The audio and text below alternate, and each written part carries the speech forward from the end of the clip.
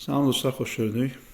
Məryəm surəsində Hz. Məryəm və Hz. İsa haqqında müəyyən hadisələrə toxunulur. Mən istəyirəm bu barədə çox qısa danışım. Burada 31-ci ayədə çox maraqlı bir məqam var, ona toxunmaq istəyirəm. Lakin ümumi hadisəyə işarə etmək üçün əvvəlki və sonraki ayələrə də qısa olaraq toxunacağam. Deməli, Hz. Məryəmin hekayəsini çoxunuz bilirsiniz, oxumusunuz, bilirsiniz ki, Hz. Məryəm uşağı necə dünyaya gətirdi və orada Hz. İsa necə dil açıb danışdı. Hz. Məryəm uşağı atasız dünyaya gətirir və Allah ona tapşırır ki, öz tayfənlə üz-üzə gələndə, təbii ki, onlar buna inanmayacaq, sən də onlarla danışma. Və uşağa işarə elə, qoy o cavablarını versin. Fəəşarat ileyhi. Və Hz. Məryəm də öz tayfası ilə üz-üzə gələndə çox çirkin iftiralara məruz qalır və danışmır, çünki sükut orucu tutub. Fəəşarat ileyhi, uşağa işarə edir. Və təbii ki, onlar da etiraz edirlər. Qalu keyfə nukəllimu mən kənən fil məhdi sabiyyə. Biz beşikdə olan uşaqla necə danışa bilərik və etirazlarında da haqlıdırlar. Ki, uşaqla necə danışa bilərsən? Axı, uşaq, yəni təbii olaraq heç vaxt danışmır. Bir neçə günlük uşaq heç vaxt danışa bilməz. Bu təbii olaraq belədir. Lakin burada bir möcüzə var idi və Hz. İsa burada Allahın izni ilə dil açır və dilə gəlir. Burada çox maraqlı və diqqət çəkən bir məqam var. Burada Hz. İsa'nın verdiyi cavablar çox önəmlidir. Baxın, nə deyir? Qalə inni abdullah. Hz. İsa'nın birinci sözü nədir? Mən Allahın bəndəsiyəm. Burada Hz. İsa qarşı tərəfə nə mesajı verir? Mesaj budur ki, mən Allahın bəndəsiyəm, məni ilahlaşdırmayın. Yəni, bu gördüyünüz hadisə qeyri-hadisədir, normal hadisə deyil. Amma buna aldanaraq nə badə məni öz məqamımdan qaldırasınız və ilah yerinə qoyasınız, Allah yerinə qoyasınız. Hz. İsa'nın, baxın, verdiyi ilk mesaj budur. İnsanları neynir? Bir növ tənbih eləyir, xəbərdarlıq edir ki, sizin gördüyünüz bu hadisə mənim ilahlığıma dəlalət eləmir. Bunlar hamısı Allahın qüdrətinin nişanəsidir. Ona görə deyir ki, mən Allahın bəndəsiyəm. Sonra deyir ki, ətəniyəl kitəb və cəaləni nəbiyyə. Allah mənə kitab verib və məni peyğəmbər edib. Baxın, burada maraqlı məqam nədir? Feillər keçmiş zamanda gəlibdir. Mənə kitab verdi və məni peyğəmbər etdi. Amma həmin vaxtı məlum məsələdir ki, İsa peyğəmbər deyildi və ona kitab verilməmişdi. Və Allahın təqdirdə sual yaranır ki, niyə o zaman feillər keçmiş zamanda gəlib? Deməli, dostlar, bu Quran-ı Kərimin üslubudur. Quran-ı Kərimdə bəzi hadisələr baxmayaraq ki, gələcək zamana aiddir. Amma feillər keçmiş zamanda verilir. Məsələn, qiyamətlə əlaqəli olan ayələrə baxın, bəzilərində feillər keçmiş zamanda verilir. Baxmayaraq ki, hadisələr gələcək zamanda baş verəcək, amma feillər keçmiş zamanda baş verir. Və təfsirçilər bunu belə izah edirlər ki, burada bir təkid var, bir vurğu var. Yəni, feillərin gələcəkdə baş verəcək hadisələrə dair feillərin keçmiş zamanda baş verməsi bu 100% nəticəyə işarə edir ki, yəni bu mütləq olacaq, bu 100% olacaq. Burada heç bir şək, şübhə yoxdur. Burada da Hz. İsa deyir ki, məni peyğəmbər etdi, mənə kitab verdi. Yəni, o 100% məni peyğəmbər edəcək, 100% mənə kitab verəcək. Burada bir qətiyyət var.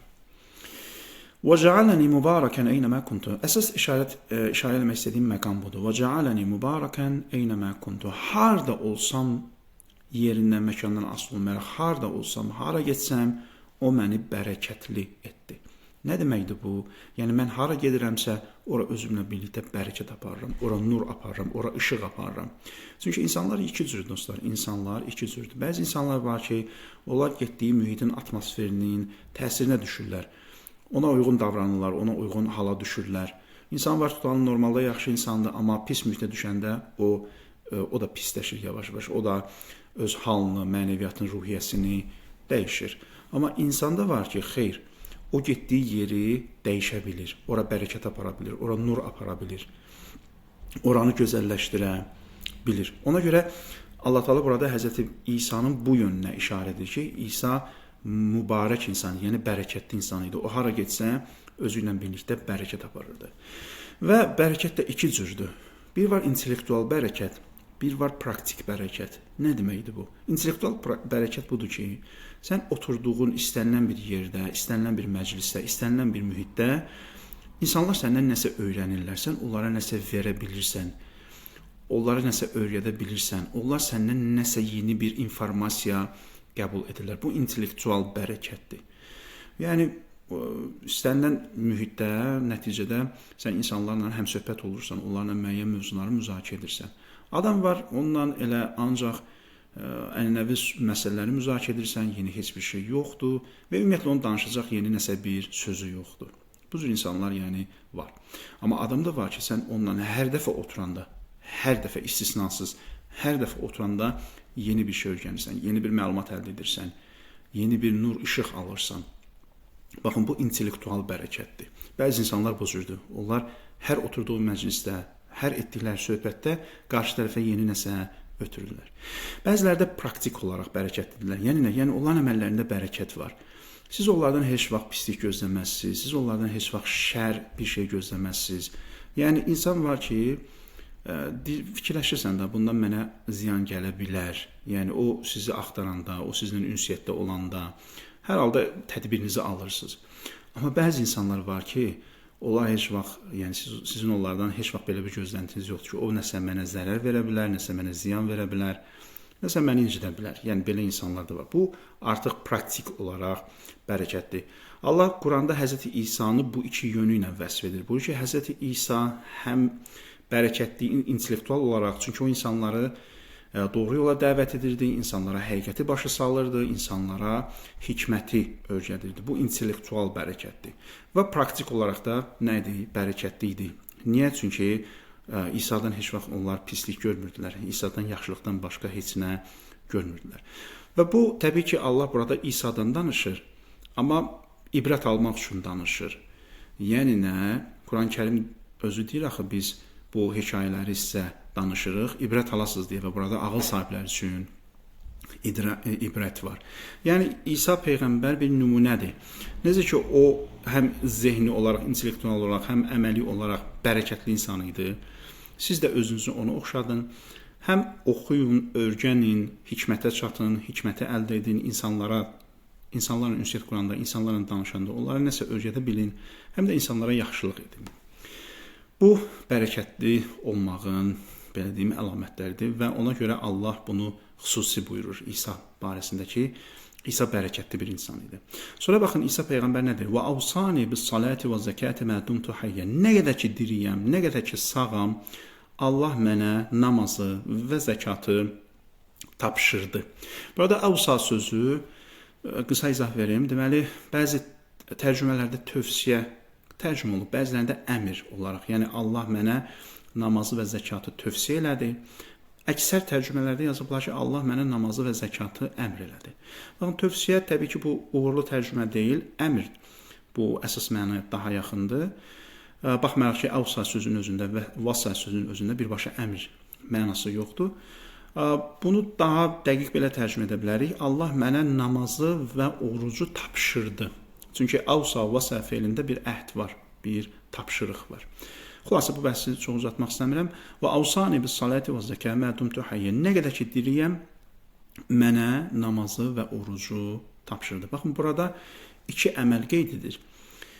Və Allah sanki burada balansı bizə öyrədir. Necə biz həyatımızda balansı qoruya bilək? Namaz nədir? İnsan Allahla rabitəsidir, insan Allahla əlaqəsidir. Allah bizə namazı tövsiyə edir. Niyə? Çünki daim Allahla ünsiyyətdə olaq, daim Allahla münasibətdə olaq və onunla irtibatımız, əlaqəmiz, rabitəmiz kəsilməsin.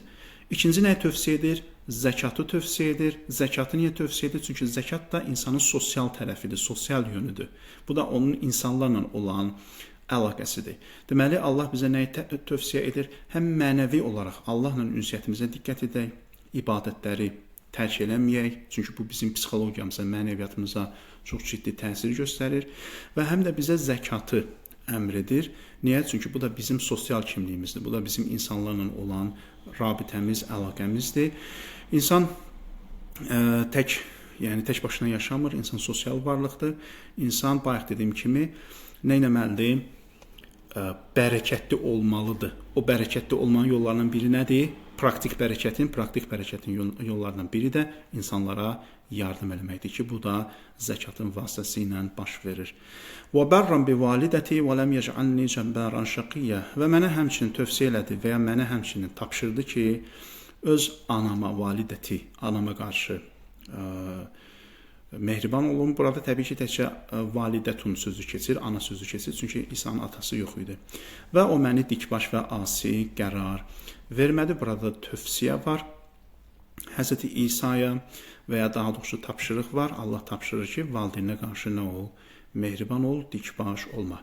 Burada başqa bəhslər var ki, Fəxr Razi burada bu ayədən ayəyə istinad edərək buyurur ki, burada cəaləki feil keçir. Deməli, burada əməllər birbaşa Allah tərəfindən yaradılır və s.